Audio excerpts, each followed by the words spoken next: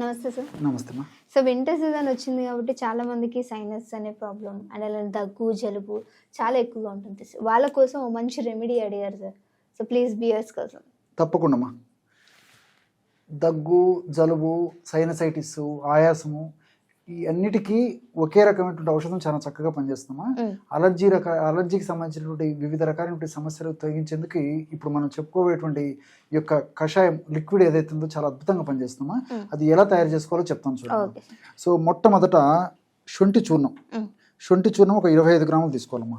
అదేవిధంగా రెండవ పదార్థంగా లవంగాలను కాస్త వేయించేసేసి చూర్ణంలాగా తయారు చేసుకుని ఒక 25 గ్రాములు లవంగాల చూర్ణం తీసుకోవాలమ్మా. అట్లే మిరియాలను వేయించేసి చూర్ణంలాగా చేసుకుని ఒక 25 గ్రాములు మిరియాల చూర్ణం తీసుకోవాలి. దాల్చిన చెక్కను కూడా చూర్ణం చేసుకుని ఒక 25 గ్రాములు దాల్చిన చెక్క చూర్ణం తీసుకోవాలి. చివరగా పుదీనాకు మనకు సంవత్సరం అంతా దొరుకుతుంది. తెచ్చుకొనేసి శుభ్రం చేసేసి ఆరబెట్టేసేసి పౌడర్ లాగా తయారు చేసుకుని దాని ఒక 25 గ్రాములు తీసుకోవాలి. లేదంటే పుదీనాకు పొడి మనకు మార్కెట్లో మంచిది దొరికేట్లయితే ఆ పుదీనాకు పొడి వాడుకున్నా సరిపోతుందమ్మా. ఈ 5 పదార్థాలు ఒక్కొక్కటి 25 గ్రాముల చొప్పున అంతా బాగా కలపడం వల్ల బ్రహ్మాండమైనటువంటి ఈ యొక్క శ్వాసకోశ వ్యాధులకు సంబంధించినటువంటి అనేక రకాలైన జబ్బులు తగ్గించేటువంటి అద్భుతమైనటువంటి చూర్ణం రెడీ అయిపోతుంది. ఆ చూర్ణాన్ని కషాయ రూపంలో తయారు చేసుకుని వాడుకోవాలమ్మా. ఓకే, సో దాన్ని దాని ప్రాసెస్ విధానం చూసేద్దాం. సో మనం పౌడర్ తయారు చేసి పెట్టుకున్నాం కదమ్మా, దాన్ని ఎలా వాడుకోవాలంటే రోజు ఉదయం ఒక్కసారి, సాయంత్రం ఒకసారి వాడుకోవాలమ్మా. సమస్య కొద్దిగా ఉంటే ఒక్కసారి వాడిన సరిపోతుంది. ఎలాగంటే ఈ 5 పదార్థాలు కలిపిన చూర్ణం ఇలా ఉంటుందమ్మా. మనం ఆల్రెడీ కలిపి పెట్టాము. ఈ 5 పదార్థాలు కలిపిన చూర్ణం ఇలా తయారు చేసుకున్నట్టు చూర్ణాన్ని ఒక గాజు సీసాలో నిల్వ ఉంచుకొని రోజు మనం వాడుకునేటప్పుడు ఈ యొక్క చూర్ణాన్ని నీళ్ళల్లో కలుపుకొని కషాయం లాగా తయారు చేసుకొని వాడుకోవాలమ్మా.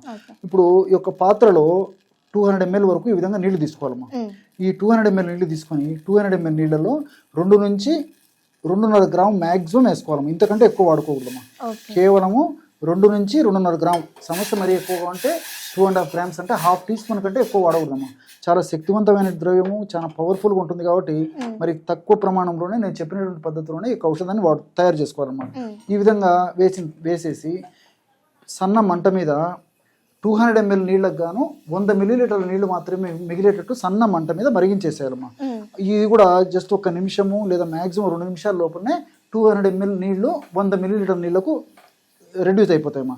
సో శొంఠి శ్లేష్మ దోషాలకు చాలా అద్భుతంగా పనిచేస్తుంది, వ్యాధి నిరోధక శక్తిని పెంచుతుంది. అదేవిధంగా ఈ యొక్క లవంగాలు కూడా ఊపిరితిత్తులకు సంబంధించి, లంగ్స్కి సంబంధించిన వ్యాధులు అద్భుతంగా పనిచేస్తుంది. మిరియాలు, దాల్చిన చెక్క, పుదీనా పొడి ఇవన్నీ కూడా ఈ యొక్క వ్యాధి నిరోధక శక్తిని పెంపొందింపడమే కాకుండా దగ్గు, జలుబు, ఆయాసము, సైనసైటిస్ ఇలాంటి శ్లేష్మానికి సంబంధించినటువంటి, కఫానికి సంబంధించినటువంటి అనేక రకాలైనటువంటి వికారాలని, ఆ యొక్క సమస్యలను తొలగించేందుకు ఈ యొక్క ఫార్ములా చాలా అద్భుతంగా పనిచేస్తుందమ్మా.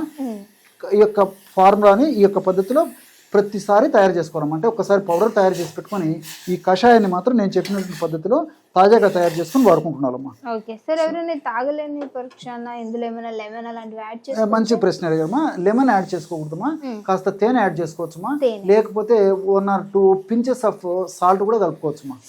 సో తాగలేనటువంటి వాళ్ళు చూడమ్మా, ఇంచుమించు 100 ml నీళ్లు మిగిలిపోయినాయమ్మా. ఆల్మోస్ట్ అయిపోయినట్టు. సో 100 ml మాత్రమే కషాయం మిగిలేటట్టు తయారైన తర్వాత దాన్ని కొంచెం గోరువెచ్చగా ఉన్నప్పుడు ఉడగట్టేసేసి అలాగే తాగొచ్చమ్మా.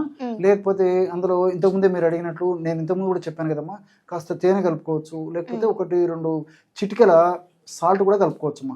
ఈ విధంగా తయారు చేసుకుని గోరువెచ్చగా ఉన్నప్పుడు మనం టీ, కాఫీ ఎలాగ తాగుతామో ఆ విధంగా సిప్ బై సిప్ ఈ యొక్క ఔషధాన్ని మనం వాడుకుంటుండడం వల్ల చాలా త్వరగా చిటిక వేసినట్లు ఈ శ్లేష్మానికి సంబంధించినటువంటి వివిధ రకాలైన లక్షణాలు కూడా చాలా త్వరగా తగ్గిపోయేటువంటి పరిస్థితి ఈ యొక్క ఔషధ గుణాల్లో ఉంటుంది. కాబట్టి చాలా సమర్థవంతంగా పనిచేస్తున్నామా. మరి రోజు 2 సార్లు వాడుకోవచ్చు. సమస్య తీవ్రత తగ్గిన తర్వాత రోజు ఒక్కసారి వాడితే సరిపోతుంది. చాలా చక్కటి ఔషధం ఈ యొక్క శ్లేష్మ దోషాలకు మనం ఇప్పుడు చెప్పుకున్నటువంటి ఔషధం అమ్మా. Okay sir, thank you so much sir. చూసారు కదా, మంచి ఇన్ఫర్మేషన్. అండ్ అలానే ఎవరికైనా సరే వింటర్ సీజన్లో ఇలాంటి బాధలు కనుక ఉన్నట్లయితే ఇలాంటి సమస్యలు కనుక ఉన్నట్లయితే ఈ కషాయాన్ని చాలా చక్కగా మన ఇంట్లో దొరికే ఐటమ్స్ తోటే ప్రిపేర్ చేసుకోవచ్చు. సో ఇంకో వీడియోతో మళ్ళీ మీ అందరి ముందుకు వస్తాం. చూస్తూనే ఉండండి our channel.